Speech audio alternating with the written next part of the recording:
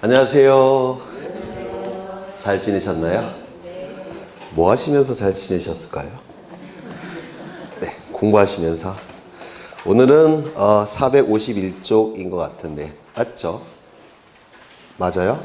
네, 451쪽에 등기 신청인 보실 겁니다. 원칙은 공동신청이 원칙이죠. 등기의 진정성을 확보하기 위해서, 즉 정확한 내용의 등기가 공시가 되는 것을 위해서 등기가 이루어짐으로 인해서 권리를 상실하여 불이익이 발생하는 등기 의무자를 등기 신청 절차에 참여시켜서 상대방과 같이 등기를 신청하는 것, 이를 공동신청이라고 얘기합니다. 이때 등기 권리자, 등기 의무자의 개념이 나오는데 작년에 출제가 됐죠. 절차법상 등기 권리자, 절차법상 등기 의무자는 등기가 이루어짐으로 인해서 권리를 상실하여 불이익이 발생한 자를 절차법상 등기 의무자, 등기가 이루어짐으로 인해서 권리를 취득하거나 이익이 발생한 자를 등기 권리자라고 얘기할 겁니다. 그러면 이 등기 권리자, 등기 의무자는 바뀌지가 않아요. 그런데 실제법상 등기 권리자, 실제법상 등기 의무자는 얘기가 달라지죠. 실제법상 등기 권리자는 누구죠? 등기 청구권을 가지고 있는 자, 이 자를 실제법상 등기 권리자라고 얘기하고, 등기 의무를 가지고 있는 자를 실제법상 등기 의무자라고 얘기를 할 겁니다. 근데 이 실제법상 등기 권리자, 등기 의무자는 바뀔 수가 있어요. 예를 들어서 매도인은 소유권 이전 등기 의무도 있고 동시에 소유권 이전 등기 인수 청구권이라는 것도 있죠. 맞아요. 그래서 소유권 이전 등기 청구권, 소유권 이전 등기 의무를 기준으로 한다면 매도인은 실제법상 등기 의무자, 매수인은 실제법상 등기 권리자가 될 텐데, 소유권 이전 등기 인수 청구권, 소유권 이전 등기 인수 의무를 기준으로 한다면 매도인이 등기 권리자, 실제법상 등기 권리자, 매수인이 실제법상 등기 의무자가 되죠. 그래서 이 실제법상 등기 권리자, 등기 의무자는 바뀔 수가 있지만 절차법상 등기 권리자, 등기 의무자는 바뀌지 않습니다. 그 다음에 거기 구분을 보시는데 요것 좀 보겠습니다. 혹시 오해의 여지가 있으니까. 여기에 이러한 부동산이 있고 여기 이러한 부동산이 있고 소유자는 갑입니다. 갑이 을로부터 돈을 빌려요. 얼마를 빌렸느냐면 10억 원을 빌립니다. 그냥 안 빌려주겠죠. 담보를 요구할 겁니다. 그래서 갑이 을에게 저당권을 설정해 줍니다. 그러면 이제 을은 10억의 채권이 발생을 했을 테고 저당권 설정 등기를 하게 되면 저당권을 취득하게 될 겁니다. 그런데 이 부동산의 시가는 20억짜리인데요. 이 갑이 을에게 돈이 좀 더 필요해서 추가로 돈을 빌리고자 합니다. 얼마를 추가로 빌리고자 하냐면 5억 원을 더 빌리고자 해요. 5억 원을 더. 그러면 저당권의 내용 중에서 하나가 뭐죠? 피담보 채권. 피담보 채권액이 늘어났죠. 그러면 내용에 일부 변경이 있으니까 무슨 등기해야 되겠습니까? 저당권 변경 등기를 해야 될 겁니다. 맞아요. 저당권 변경 등기를 해야 될 겁니다. 저당권 변경 등기를 통해서 이제 채권액이 얼마가 됩니까? 15억으로 바뀌겠죠. 그럼 이 저당권 변경 등기가 이루어짐으로 인해서 등기부만 놓고 볼 때 이익이 발생하는 자는 누구일까요? 갑일까요? 을일까요? 네. 일단은 을은 갑에게 5억 원을 추가로 지급해야 되겠죠. 그런데 돈이 실제로 오고 가는 것은 민법에서 다루는 영역이에요.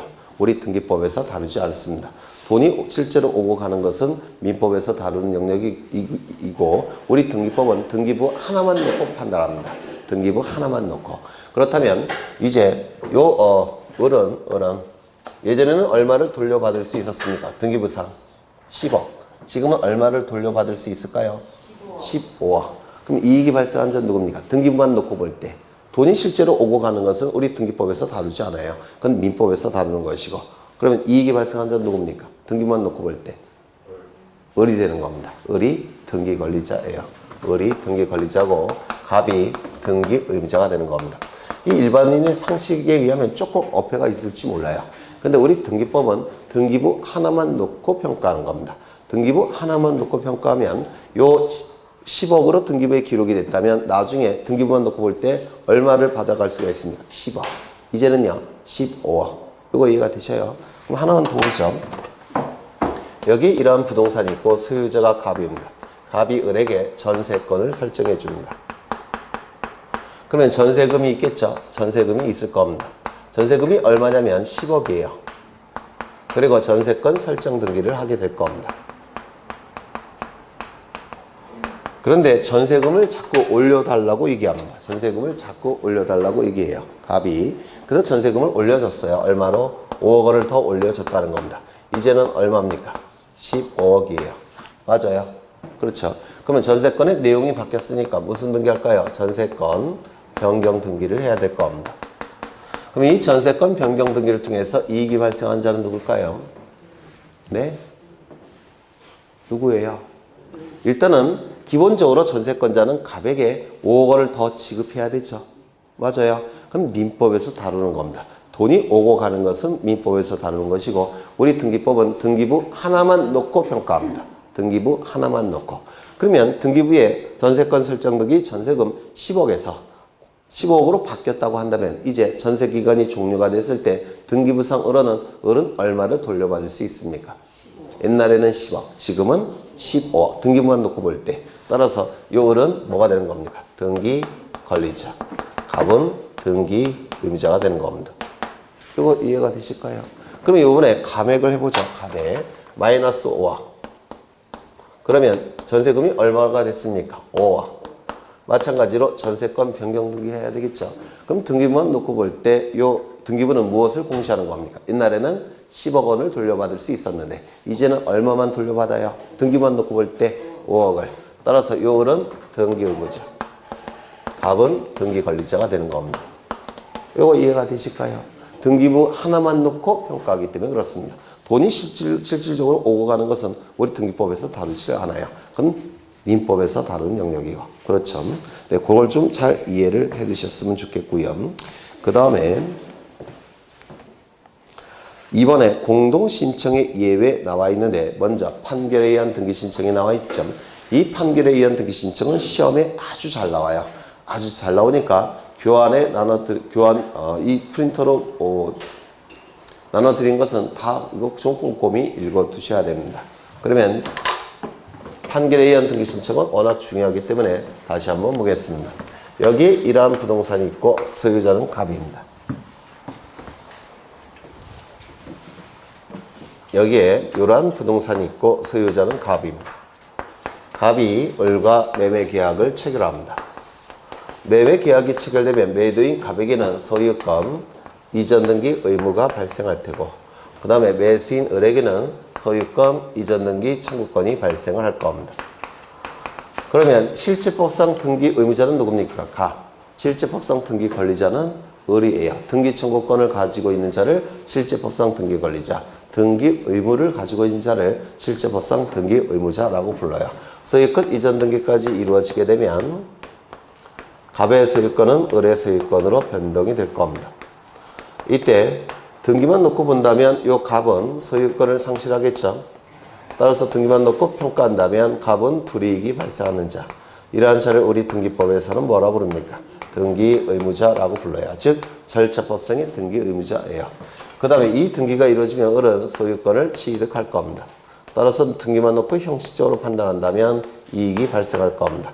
이러한 자를 우리 등기법에서는 등기 권리자, 즉 절차법상 등기 권리자라고 얘기합니다. 그러면 이 경우에는 실제법상 등기 의무자, 실제법상 등기 권리자와 절차법상 등기 의무자, 절차법상 등기 권리자는 일치하겠죠. 똑같이 일치하지 않습니까? 그렇죠. 이때 이 갑과 을은 등기소에 가서 등기를 공동으로 신청하게 될 겁니다. 이때 을은 등기를 신청하고 싶은데 갑은 등기를 안 해주더라는 겁니다. 그러면 이 을은 법원에 소송을 제기할 겁니다. 법원에 소송을 제기하면 법원에선 을 승소 판결을 내줄 테고 그 판결이 확정이 된다면 을을 뭐라고 부릅니까? 승소한 등기 관리자라고 부릅니다. 이거 벌써 5번째 하는 거예요. 네, 승소한 등기 관리자가 될 겁니다. 승소한 등기 관리자는 상대방의 등기 신청이 없어도 혼자 등기를 신청할 수 있죠. 맞아요. 그렇죠. 두 번째, 여기에 이러한 부동산이 있고 소유자는 갑이더라는 겁니다. 갑이 을과 매매 계약을 체결합니다. 그러면 이 소유권 이전 등기까지 이루어지면 갑이 가진 소유권은 을의 소유권으로 변동이 될 텐데 이 등기가 이루어지게 되면 갑은 매도인 갑은 소유권 이전 등기 의무도 발생하지만 동시에 뭐도 발생하죠? 소유권 이전 등기 인수 청구권이라는 거 발생한다는 거 기억하십니까? 기억나셔요? 소유권 이전 등기 인수 청구권. 그렇죠. 요거는요. 소유권 이전 등기 인수 의무가 발생을 할 겁니다. 이거 기억나셔요? 지금 이 부동산은 대금을 갑이 다 받았습니다. 대금을 다 받았어요. 그래서 갑이 을에게 빨리빨리 받아가라고 요구를 합니다. 그런데 요 을에게는 이렇게 채권자가 있을 수도 있어요. 그러면 채권자가 있기 때문에 을이 자신의 이름으로 등기를 갖추게 되면 강제 집행 들어올 가능성이 있죠. 그래서 대금을 다 지불했음에도 불구하고 요 을이 등기를 받아가지 않는 경우도 있습니다. 맞아요. 그러면 세금은 누구에게 부과됩니까? 갑에게 자꾸 부과돼요. 그럼 갑은 빨리빨리 받아가라고 요구할 수 있는 권리가 있겠죠. 이걸 소유권 이전 등기 인수 청구권 또는 소유권 이전 등기 수치 청구권이라고 부릅니다. 인수라는 얘기는 받아가라 라는 뜻이죠. 수치 청구권도 받아가라 라는 뜻이에요. 예전에는 대법원에서는 수치 청구권이라는 용어를 썼고 요 용어는 학자들이 썼던 용어인데 이번에 등기법이 개정이 되면서 요 용어가 우리 등기법에 들어왔어요. 그래서 이 용어는 좀 기억해 두셔야 합니다. 소유권 이전 등기를 받아갈 것을 요구할 수 있는 권리. 매도인에게는 이게 발생을 합니다. 매수인에게는 소유권 이전 등기를 인수해야 될 의무가 발생을 합니다. 이때 이 갑은 이것도 등기 청구권이에요. 그러면 등기 인수 청구권을 기준으로 한다면 갑이 뭐가 되는 겁니까? 실체법상 등기 권리자. 을은요, 실체법상 등기 의무자 이렇게 얘기합니다. 그러면 어떠한 등기 청구권을 근거로 해서 판단하느냐에 따라서 실체법상 등기 권리자, 등기 의무자는 바뀝니까? 안 바뀝니까? 바뀌어요. 요거 이해가 되실까요? 그렇죠. 등기가 이루어지면 갑은 소유권을 상실할 겁니다. 따라서 등기만 놓고 판단한다면 갑은 불이익이 발생합니다. 이러한 자를 우리 등기법에서는 등기 의무자. 등기가 이루어지면 을은 소유권을 상실할 겁니다. 따라서 등기만 놓고 형식적으로 판단한다면 을은 이익이 발생합니다. 이러한 자를 우리 등기법에서는 등기 권리자라고 불러요. 그러면 이때 절차법상 등기의무자, 절차법상 등기 권리자는 바뀝니까? 안 바뀝니까? 안 바뀌어요. 실체법상 등기 권리자, 등기 의무자는 바뀔 수가 있지만 절차법상 등기 권리자, 등기 의무자는 바뀌지 않습니다. 요거 이해가 되실까요? 따라서 갑과 을은 등기소에 가서 등기를 이렇게 신청을 할 겁니다. 그런데 갑과 을이 등기소에 가서 공동으로 신청해야 되는데 요 을에게는 채권자가 이렇게 있다라는 겁니다. 따라서 을 명의로 등기가 실행이 되면 요 채권자가 강제 집행 들어올 것 같으니까 그게 두려워서 을은 대금을 지불했음에도 불구하고 요거를 등기를 신청하지 않더라는 겁니다. 그러면 세금은 전부 다 갑에게 자꾸 부과가 될 거예요. 갑은 열 받겠죠. 따라서 이 갑은 법원에 소송을 제기합니다. 소를 제기한다면 법원에서는 갑 승소 판결을 내줄 겁니다. 그리고 그 판결이 확정이 됐다면 이때 갑을 뭐라고 부릅니까? 승소한 등기 의무자라고 불러요. 승소한 등기 의무자는 판결서를 가지고 상대방의 신청이 없다고 하더라도 단독으로 등기를 신청할 수가 있습니다. 그래서 을의 이름으로 등기가 넘어가면 세금은 이제 갑에게 부과되지 않을 겁니다. 맞아요. 그렇죠. 이때 이 갑과 을이 받은 이 판결은 무슨 판결일 걸 요구한다고 했죠? 첫 번째, 이행 판결.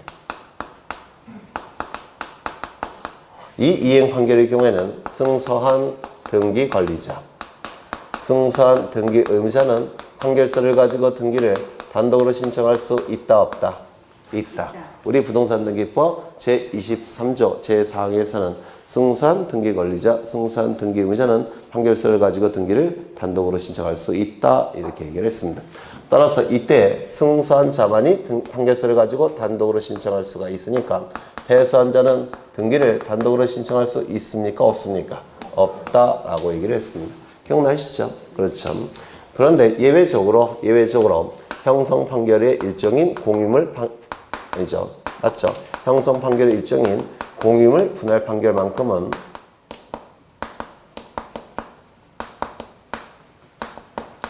승소한 자도 등기를 신청할 수가 있고 패소한 자도 등기를 신청할 수 있다고 했는데 이거 기억나셔요?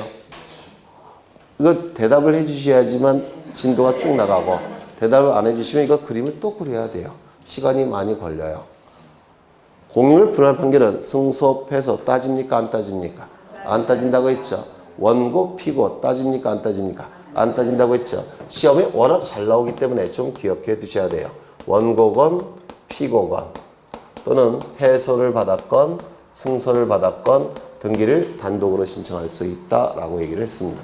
세 번째, 이 판결은 무슨 판결이라고 했죠? 확정 판결일 걸 요구한다고 했죠. 확정 판결이어야지만 등기를 단독으로 신청할 수 있습니다. 그렇다면 미확정 판결을 가지고는 등기를 단독으로 신청할 수 있다 없다? 없다라고 얘기를 했습니다. 그렇다고 한다면 판결이 확정되었음을 등기 신청 시 등기관에게 증명해야 되죠. 따라서 무엇을 첨부한다고 했죠? 확정 증명을 첨부한다라고 했습니다. 또한 가집행 선고 판결은 확정 판결입니까? 미확정 판결입니까? 여기 임시 가짜를 쓰고 있죠. 그래서 가집행 선고부 판결이라는 얘기는 판결문에 임시로 강제 집행할 수 있음을 선고한 판결이라는 뜻이에요.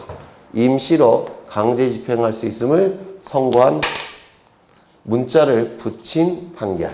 그러면 임시 가짜를 썼으니까 이거는 뭡니까? 미확정 판결이에요.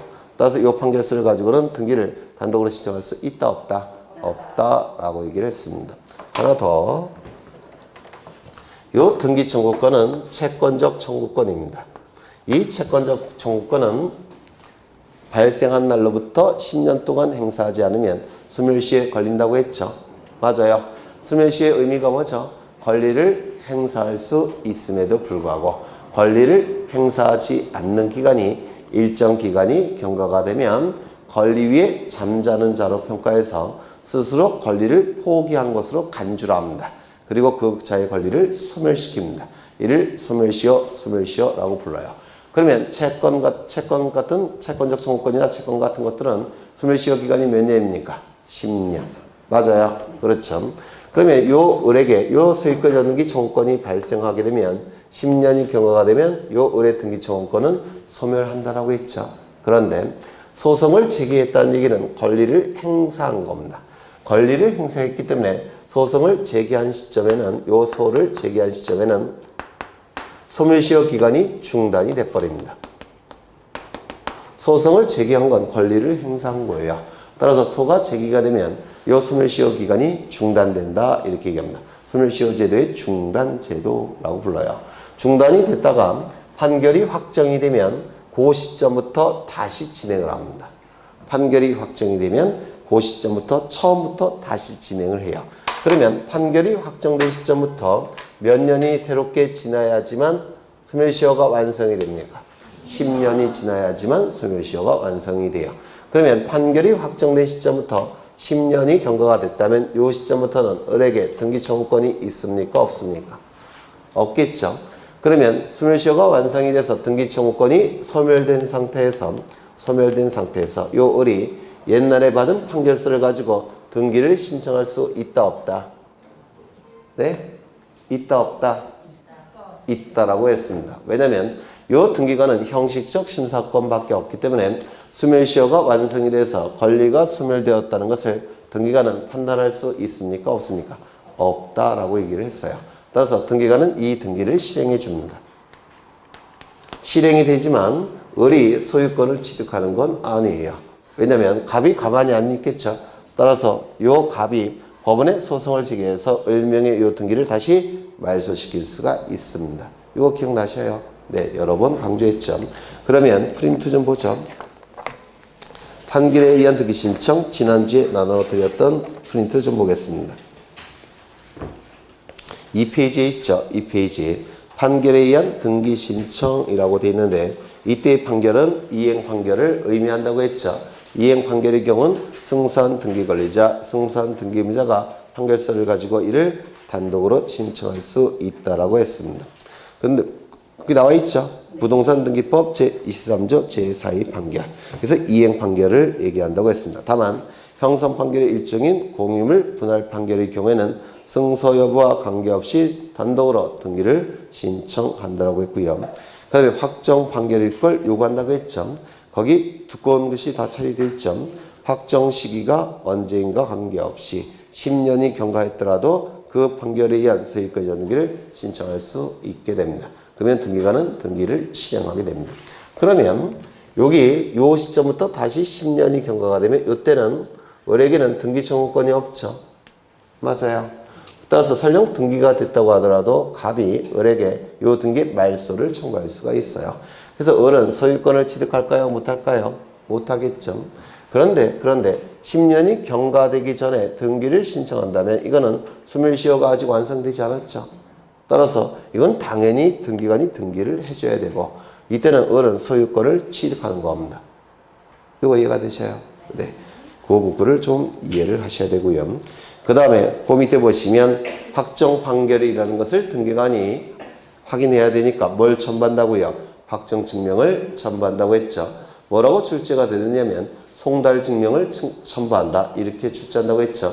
송달 증명이 아니라 확정 증명을 첨부해야 될 겁니다. 그 다음에 신청 절차가 나와 있는데 패소한 자는 등기를 신청할 수 있다 없다? 없다. 이행 판결의 경우에는 패소자는 등기를 신청할 수 없다고 했죠. 다만 형성 판결의 일종인 공유물 분할 판결만큼은 원고, 피고, 승소, 패소를 따지지 않고 단독으로 등기를 신청할 수 있다라고 했습니다. 그 다음에 3번을 보시면 3번.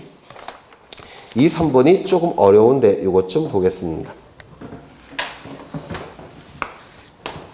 여기에 이러한 부동산이 있고 소유자는 갑입니다. 갑이 을과 매매 계약을 체결합니다. 소유권 이전 등기까지 이루어지면 갑이 가진 소유권은 을의 소유권은 변동이 될 거예요. 갑을 뭐라 부르죠? 등기 의무자. 을을 뭐라 부르죠? 등기 권리자. 그래서 갑과 을은 등기소에 가서 등기를 공동으로 신청해야 될 겁니다.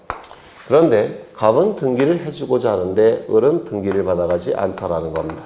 이유는 여기에 채권자가 이렇게 있어요. 그러면 요 을은 채무자가 될 겁니다. 그래서 채권자가 있기 때문에 을 명의로 등기를 받아가면 강제 집행 들어올 것 같아서 등기를 받아가지 않더라는 겁니다. 세금은 자꾸 갑에게 부과가 되겠죠. 그렇죠. 이때 을의 입장은 충분히 이해가 되지만 이때 을을 보호해줘야 될까요? 채권자를 보호해줘야 될까요? 채권자를 보호해줘야 되겠죠. 따라서 채권자가 채무자의 을을 대신하는 지위에서 등기를 신청할 수 있는데 이걸 뭐라고 했습니까? 채권자 대위 신청이라고 불렀습니다. 그런데 채권자가 이제 대위 신청을 이렇게 공동으로 할 텐데 요 등기 의무자가 등기를 안 해주더라는 겁니다. 그래서 뭐라고 얘기하느냐면 나는 을이 온다면 등기를 해주겠지만 나는 너를 모르니까 너랑 같이 등기 신청할 수 없다. 이렇게 주장할 수 있겠죠. 그러면 이 채권자는 어떻게 해야 될까요? 법원에 소송을 제기하는 겁니다. 그래서 소송을 제기해야 되는데 이걸 뭐라고 부르냐면 채권자 대위 소송이라고 불러요. 채권자 대위 소송. 그러면 법원에서는 A가 증거 자료를 다 제출해 준다면 채권자 승소 판결을 해주겠죠. 맞습니까? 이 판결서가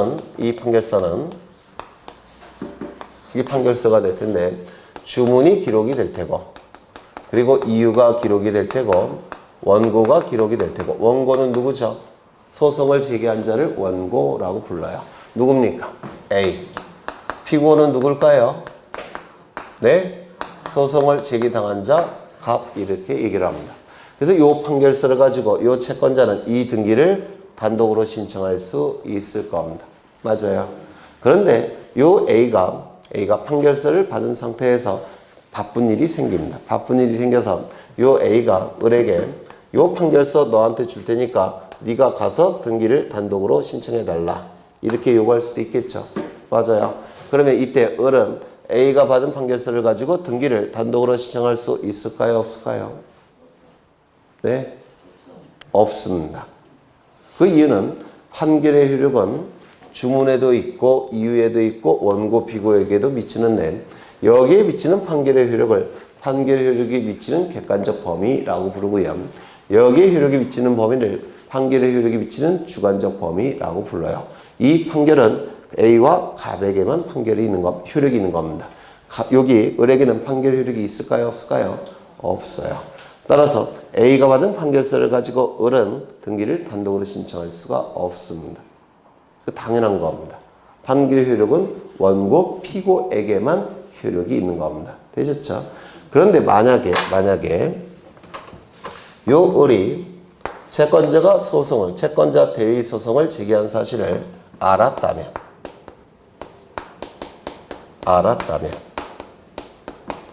이 을은 이 소송에 참가를 해야만 됩니다. 알았다면 소송에 참가해야만 돼요. 그러면 참가해야만 된다면 여기에 누가 들어가는 겁니까? 을이 이렇게 들어가는 겁니다.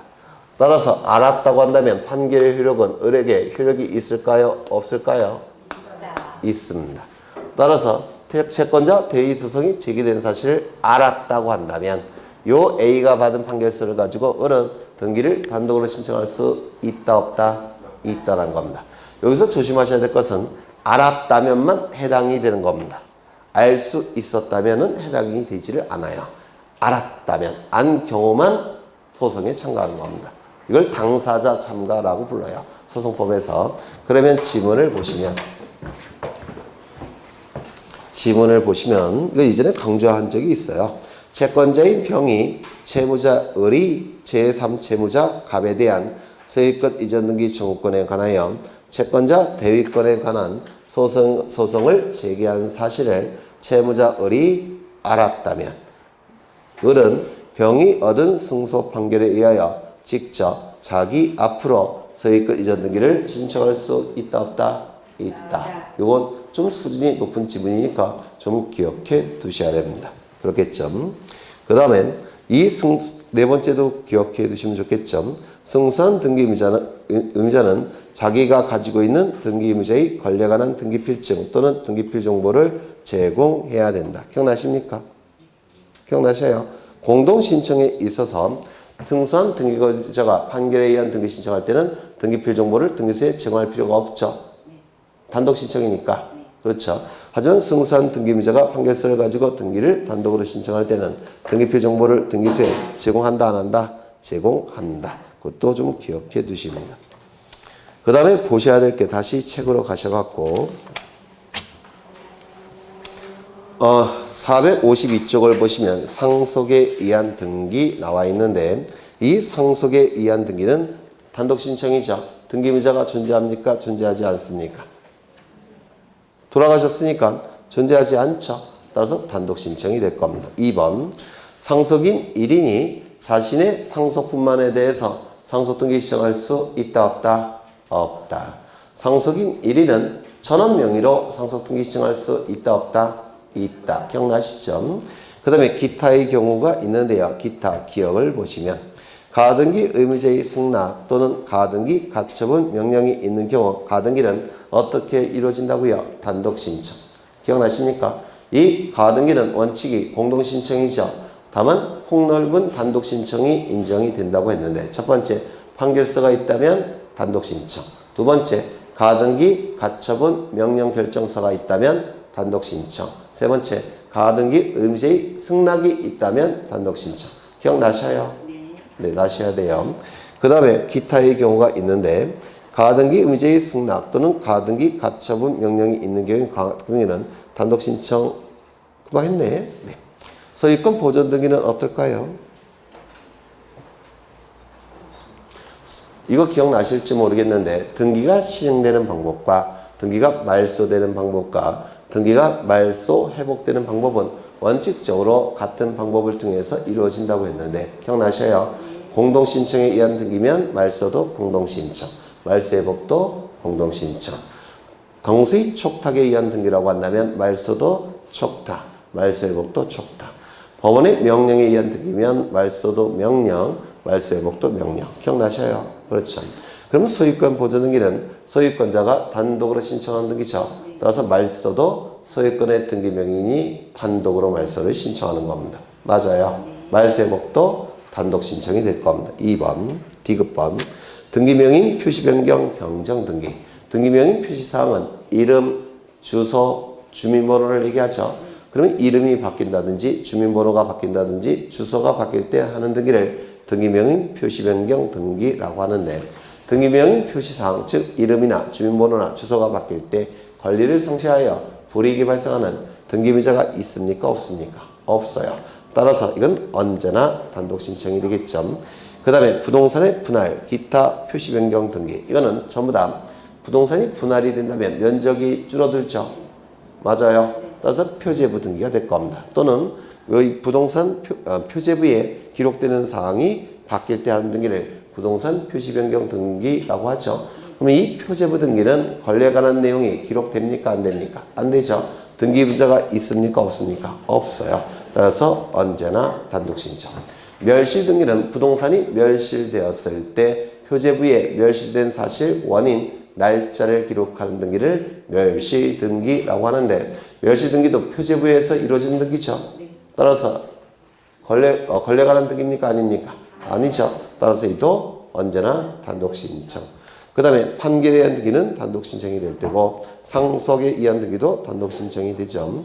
토지 수용으로 인한 소유권 이전 등기. 수용은 공익적 목적을 달성하기 위해서 개인의 부동산을 강제로 취득하는 것을 수용이라고 했는데 기억나셔요? 공익적 목적을 달성하기 위해서는 그 부동산에 설정된 각종 권리에 관한 등기는 전부 다 소멸시켜야 되죠. 따라서 수용은 뭐로 논리를 구성한다고 했죠? 원시취득.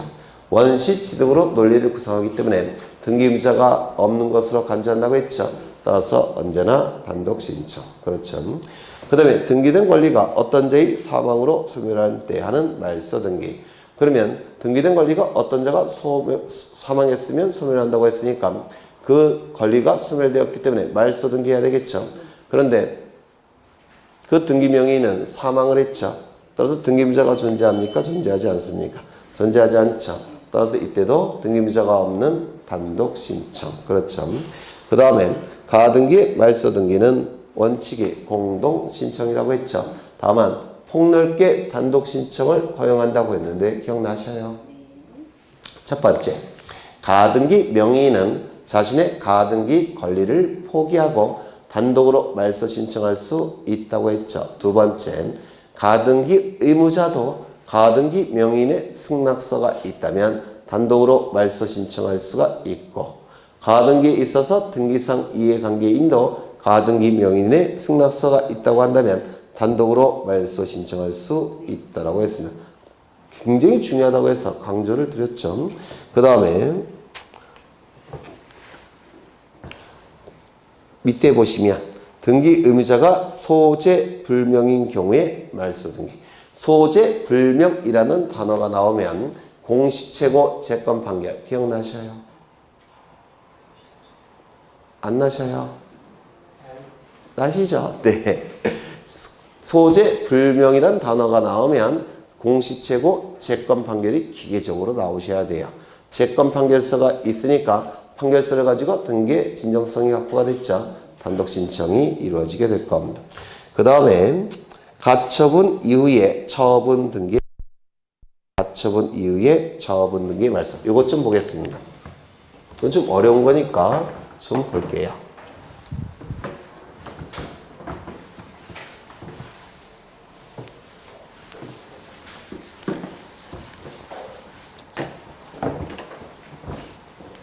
이러한 부동산이 있고요. 소유자는 갑입니다. 소유자는 갑이고요. 갑이 A와 을로 하죠. 을과 매매 계약을 체결합니다. 매매 계약이 체결되면 갑에게는 소유권 이전 등기 의무가 발생할 테고, 매수인 을에게는 소유권 이전 등기 청구권이 발생을 할 겁니다. 이때 매수인 을은 자신의 소유권 이전 등기 청구권을 매도인 갑에게 행사를 하게 되면 매도인 갑은 자신의 소유권 이전 등기 의무를 이행해야 되겠죠. 이 의무를 이행하는 것은 요 매수인과 같이 등기소에 가서 등기를 공동으로 신청하는 겁니다. 등기를 신청해 주는 것이 의무를 이행하는 거예요. 그 그런데 의무를 이행하지 않더라는 겁니다. 그러면 열받은 요 매수인 갑은 강제 집행을 통해서라도 요 부동산을 뺏어가고자 하겠죠. 맞아요. 그런데 강제 집행을 하기 위해서는 무엇이 필요하냐면 강제 집행할 수 있는 권리의 원천, 집행권한이라는 게 필요합니다. 집행권한이 있어야지만 강제 집행 들어갈 수가 있습니다. 채권자라고 해서 무조건 강제 집행 못해요. 판결서가 있어야지만 강제 집행할 수가 있는데 그 판결서를 민사소송법에서는 집행권한이라고 부릅니다. 그러면 요 매수인 을은 강제 집행하기 위해서는 먼저 판결서를 만들어내야 되죠. 판결서를 만드는 방법은 법원에 소송을 제기하는 겁니다. 이때의 소송은 소유권 이전 등기에 관한 소송이 될 겁니다. 소유권 이전 등기에 관한 소송을 제기를 할 겁니다. 그런데 소송이라는 것은 소가 제기된 시점부터 판결이 확정이 되기까지는 긴 시간이 걸린다고 했죠. 짧으면 6개월, 길면 10년, 15년까지도 걸릴 수가 있습니다. 시간이 오래 걸리니까 중간에 채무자 갑은 자신의 재산을 다른 자에게 처분할 수 있을까요? 없을까요? 처분할 수 있겠죠. 그러면 이 시점부터 병소유로 바뀌게 됩니다. 그러면 이때 판결이 확정이 돼서 요 을이 강제 집행 들어간다고 하더라도 부동산은 이미 다른 자에게 넘어갔죠. 따라서 강제 집행할 수 있습니까? 없습니까? 없게 돼버려요. 그러면 요 매수인 을은 소유권 이전 등기에 관한 소송을 제기할 때 요 매도인이 이 부동산을 다른 자에게 처분하지 못하도록 하면서 소송을 제기해야 되겠죠. 그럼 처분하지 못하도록 하는 소송을 뭐라고 부르냐면 요 채무자가 그 부동산을 온전히 보유하고 있도록 강제하면서 소송을 제기해야 될 겁니다. 맞아요. 그러면 요 채무자가 그 부동산을 온전히 보유하도록 강제하는 소송을 뭐라고 했습니까? 보전소송이라고 불렀어요. 채무자가 그 재산을 온전히 보유하고 있도록 강제하는 소송, 이를 보전소송이라고 불렀고요. 이 판결서를 만드는 소송을 뭐라 불렀죠? 본래의 안건인 소송이라고 해서 본안소송이라고 불렀습니다. 맞아요. 이 보전소송은 두 가지가 있다고 했는데 뭐가 있죠? 가압류를 신청하는 경우 또는 처분금지 가처분을 신청하는 경우, 이렇게 두 가지의 보전소송이 있다라고 했습니다. 얼핏 기억나셔요? 이때 요 소유권 이전 등기 청구권을 강제 집행하기 위해서 이렇게 보전소송을 하는 것이죠. 그러면 요 소유권 이전 등기 청구권을 뭐라고 부르냐면 피보전 권리라고 불러요. 보호되는 권리. 가압류, 가처분 등을 통해서 보전소송을 통해서 보전되는 권리라고 해서 피보전 권리라고 부릅니다. 그러면 이 가압류와 이 가처분은 어떠한 점에서 차이가 있다고 했죠? 피보전 권리가 금전 채권일 때는 가압류 신청, 금전 이외의 채권일 때는 처분금지 가처분 신청. 기억나셔요? 그리고 강제 집행하는 방법도 다르다고 했죠. 가압류 채권자는 판결서를 받아내면 강제 경매 절차로 넘깁니다. 그러면 강제 경매 절차로 넘어가면 매각 대금이 나오겠죠. 그 매각 대금으로부터 요 금전 채권을 배당을 받아가는 것이고, 가처분 채권자는요, 판결서를 받으면 강제 집행을 통해서 등기를 뺏어가는 겁니다. 그래서 권리를 취득하는 겁니다. 그래서 이 가압류 신청과 가처분 신청은 좀 강제 집행의 방법도 달라요. 가압류 신청은 언제 한다고요? 채권자가 가진 채권이 금전 채권일 때. 처분금지 가처분은 언제 한다고요? 채권자가 가진 채권이 금전 이외의 채권일 때. 그렇다면 이 채권자가 가진 채권은 금전 채권인가요? 아닌가요? 금전 채권이 아니에요. 맞아요. 그러면 보전소송으로서 채권자는 가압류를 신청하는 겁니까? 처분금지 가처분을 신청하는 겁니까? 처분금지 가처분을 신청하는 겁니다. 이거 기억나셔야 돼요. 처분금지 가처분을 신청합니다. 그런데 이 소유권 이전 등기 같은 본안소송은 아주 꼼꼼하게 심리를 해야 돼요. 그래서 시간이 아주 오래 걸립니다. 변론조차도 거쳐야 되고. 그런데 이 보전소송이라는 것은 이 채무자가 재산을 처분하기 전에 후딱 결정을 해야 되겠죠. 따라서 긴급성을 요하기 때문에 법원이 금방 결정을 한다고 했습니다. 결정이 되면 이제 법원은 등기소에 등기해달라고 촉탁을 하게 됩니다. 따라서 이 가압류 등기나 가처분 등기는 채권자가 등기소에 신청하는 등기가 아니라 강공소의 법원의 촉탁에 의한 등기라는 거 기억나셔요? 기억나시죠? 그러면 이때 채권자가 가압류 등기나 가처분 등기를 등기소에 직접 신청한다면 등기소는 해줄까요? 안 해줄까요? 안 해줄 겁니다. 각하 결정이 나올 겁니다. 이 채권자가 할 수 있는 건 법원에 등기를 요구하는 게 아니라 가압류 결정을 해달라고, 가처분 결정을 해달라고 법원에 요구하는 겁니다. 그러면 법원이 결정하면 법원에서는 등기소에 가압류 등기, 가처분 등기를 촉탁하는 겁니다. 맞아요. 이때 이 부동산이 미등기라고 한다면 등기관은 먼저 뭘 해야 되죠? 직권으로 보전 등기해서 등기부를 만든 다음에 법원의 촉탁에 의한 가압류 가처분 등기를 해야 될 겁니다. 이거 기억나셔요? 이거 벌써 여러 번 하는 거예요. 그럼 법원의 촉탁에 의해서 요 채무자가 가진 요 소유권은 다른 자에게 처분이 안 되겠죠. 따라서 여기에 대해서는 가처분 등기를 할 겁니다. 채무자가 이 소유권을 처분하는 것을 금지시키는 임시의 법원의 처분, 등기가 법원의 촉탁에 의해서 이루어지게 될 겁니다. 그러면 이 소유권에 관한 처분금지 가처분 등기는 갑구해야 할까요? 을구해야 할까요? 네? 어려우셔요? 소유권에 관한 가처분 등기 아닙니까? 갑구예요? 을구예요? 갑구. 그러면 이 소유권에 관한 처분금지 가처분 등기는 주등기일까요? 부기등기일까요? 아니 어려우셔요? 소유권자를 기준으로 해서 몇 번째입니까? 첫 번째. 따라서 주등기. 따라서 소유권에 관한 가처분 등기, 가압류 등기는 가압류 등기도 똑같아요. 가압류 등기와 가처분 등기는 금전채권이냐 아니냐 요 부분이 다르고요. 강제 집행하는 방법만 다를 뿐입니다. 나머지는 똑같아요. 그러면 이 소유권에 관한 가압류 가처분 등기는 당연히 갑구 그리고 당연히 주등기 맞죠? 그런데 채무자가 가지고 있는 이 재산이 전세권이라고 한다면 이게 전세권이라고 한다면 전세권에 대한 가압류 가처분 등기는 갑구입니까? 을구입니까? 당연히 을구. 고민할 것도 없죠. 소유권 이외의 권리에 관한 가압류 가처분 등기니까 을구.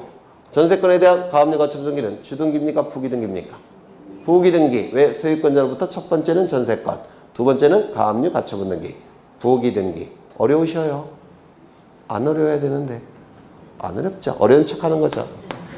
하나 더 요즘 자주 출제가 되고 있는데 이 금지라는 용어는 쓰고 있지만 금지의 의미는 있다라고 했습니까? 없다라고 했습니까? 없다라고 했죠. 이유는 채권자 을이 100% 승소 판결을 받는다는 보장은 없으니까. 맞아요. 따라서 가압류 가처분 등기가 있다고 하더라도 채무자는 그 재산을 자유롭게 처분할 수 있다라고 했습니다. 맞아요. 그러면 이 채무자는 매매 계약을 체결할 테고 그리고 병의 이름으로 소유권 이전 등기를 할 겁니다. 이때 병은 소유권을 취득합니까? 취득을 못합니까? 취득한다라고 했습니다. 소유권을 취득해요. 따라서 이 시점부터는 병소유가 됩니다. 그리고 소송이 계속 본안소송이 진행이 될 겁니다. 본안소송이 진행이 돼서 이 시점에 채권자 을이 승소 판결을 받았다는 겁니다. 그러면 승소 판결이 확정이 됐으니까 이제 을을 뭐라고 부를 수 있을까요? 승소한 등기권리자라고 부를 수 있겠죠. 승소한 등기권리자는 상대방의 신청이 없을지라도 단독으로 등기를 신청할 수가 있습니다. 승소한 등기권리자는 우리 등기법에 의하면 승소한 등기권리자는 판결서를 가지고 등기를 단독으로 신청할 수 있죠. 이 등기법상의 표현은 민사집행법상의 표현을 빌리자면 승소한 채권자, 가압류 가처분 채권자는 판결서를 가지고 채무자의 재산을 강제 집행한다 이렇게 얘기하는 겁니다. 표현을 달리 쓸 뿐이지 의미는 같아요. 등기법상의 승소한 등기권리자 판결에 의한 등기 신청은 민사집행법에서는 승소한 채권자가 판결서를 가지고 강제 집행한다 이렇게 얘기를 하는 겁니다. 되셨을까요? 되셨죠? 네. 그러면 이제 판결서를 가지고 등기를 신청하게 될 텐데요. 판결서를 가지고 등기를 신청하면 이제 누구의 이름으로 등기가 이루어져야 됩니까? 을의 이름으로 등기가 이루어져야 되겠죠. 맞아요. 이 등기는 누가 신청하는 겁니까? 채권자 을이 신청하는 거 아닙니까? 이 등기는 판결에 의한 등기 신청이니까 단독 신청이에요? 공동 신청이에요? 단독 신청. 판결서를 가지고 등기를 신청하는 거니까 단독 신청이겠죠. 그런데 판결서를 가지고 등기가 을의 이름으로 등기가 실행이 되면 을은 그래요. 이제 다 끝났으니까 편안하게 잠자자 이렇게 생각하겠습니까? 아니에요. 제때 등기를 넘겨받지 못했죠. 따라서 요 승소한 을은 갑에게 손해배상도 같이 청구하는 겁니다. 왜? 제때 넘겨받지 못했으니까. 채무 불이행에 의한 손해배상 청구를 같이 청구할 겁니다. 그러면 요 갑의 입장에서는 배상 금액을 줄이기 위해서는 요 을이 등기를 후딱 신청하기 전에 재빨리 전화해 갖고 내가 잘못했으니까 네가 판결서를 가지고 등기 신청하기 전에 내가 알아서 등기해 주겠다. 위임장 하나 넘겨달라. 내가 등기해 주겠다. 이렇게 얘기할 수 있을까요? 없을까요? 있겠죠. 따라서 판결서가 있다고 하더라도 이 등기는 공동신청도 가능합니다. 공동신청도 가능해요. 그래서 그 을이 판결서를 가지고 등기를 신청하기 전에 그 전에 배상금액을 줄이기 위해서 갑이 자발적으로 등기해 줄 수도 있다는 겁니다. 이거 되셨을까요? 그런데 문제는 이 등기와 이 등기는 어떠한 관계가 있을까요? 이 등기가 있다면 을 명의로 등기를 못하겠죠. 따라서 을의 이익을 침해합니다. 따라서 을 명의 등기가 되기 위해서는 이 등기는 어떻게 해야 될까요? 말소 등기가 이루어져야 됩니다. 이때 이 병은 승소 판결을 받은 자에게 자신의 권리 취득을 주장할 수 있다 없다? 없습니다. 그렇죠. 가압류 가처분 등기를 통해서 이미 경고한 상태죠. 따라서 이 병은 승소한 자에게는 권리 취득을 주장할 수가 없습니다. 다만 전 소유자에게는 권리 취득을 주장할 수 있다고 했죠. 이를 뭐라고 불렀습니까? 상대적 효력 이렇게 불렀어요. 그렇죠. 그러면 이제 말소 등기가 이루어질 텐데 이 말소 등기도 누가 신청하는 걸까요? 승소한 자가 신청하는 겁니다. 판결서를 가지고 신청하는 거니까 이것도 뭐가 돼요? 단독 신청. 기억나셔요? 이 두 개의 등기는 어떻게 신청이 된다고 했죠? 동시 신청. 동시 신청이 이루어지게 되면 등기관은 먼저 이 등기를 말소하겠죠. 그리고 을의 이름으로 등기를 해줄 겁니다. 맞아요. 그 다음에 이 등기는 더 이상 필요 없다는 것을 등기관이 직관적으로 알겠죠. 따라서 이 등기는 어떻게 말소가 된다고 했죠? 직관 말소. 요 그림 떠오르십니까? 이거 여러 번 그린 거예요. 그렇죠. 그러면 조금만 수준을 더 높이겠습니다. 조금만. 여기 만약에 매매 계약이 갑과 을 사이에 체결된 게 아니라 전세권 설정 계약이 체결됐다면 전세권 설정 계약이 체결되었다면 이때 을이 취득하는 권리는 소유권 이전 등기 청구권이 아니죠. 피보전 권리는 소유권 이전 등기 청구권이 아니죠. 뭐가 되는 겁니까? 전세권 설정 등기 청구권이 되겠네요. 맞아요. 네, 전세권 설정 등기 청구권이 될 겁니다. 그렇다면 여기는 소유권 이전 등기가 아니라 무슨 등기가 을의 이름으로 돼야 되겠죠? 전세권 설정 등기가 나와야 되겠죠?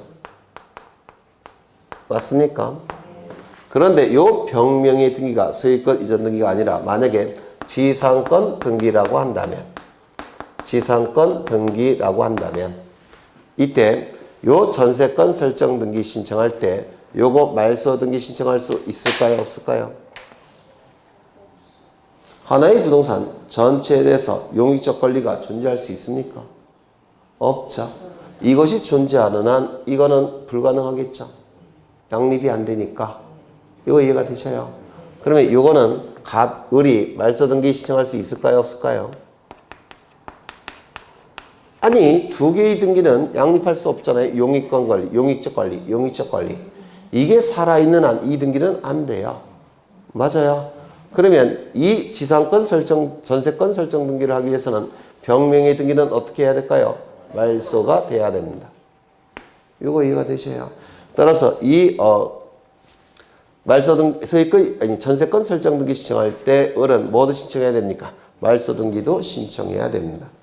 왜? 양립할 수 없으니까. 맞아요. 그런데 만약에 을이 취득하는 전세권이 요 부분이고 병이 취득한 지성권이 요 부분이라고 한다면 이건 양립할 수 있습니까? 있죠. 그럼 이때는 말소등기 시청할 수 있습니까? 없습니까? 없는 겁니다. 맞아요. 만약에 병명의 권리가 저당권이라고 한다면 병의 권리가 저당권 등기라고 한다면 그러면 이거는 말소돼야 될까요? 말소될 필요가 없을까요? 왜요? 저당권은 간념적 지배권으로서 다른 물건과 다 양립할 수 있으니까. 맞아요. 이때는 말소등기는 필요가 없습니다. 얘가 후순위자, 제가 선순위 권리자가 되는 겁니다. 맞아요. 그렇다면 다 해결했는데 여기가 전세권 설정 계약이 아니라 저당권 설정 계약이라고 한다면 피보전 권리는 뭐가 되죠? 저당권 설정 등기 청구권이 되겠죠. 그러면 을의 이름으로 무슨 등기 돼야 될까요? 저당권 설정 등기가 돼야 되겠죠.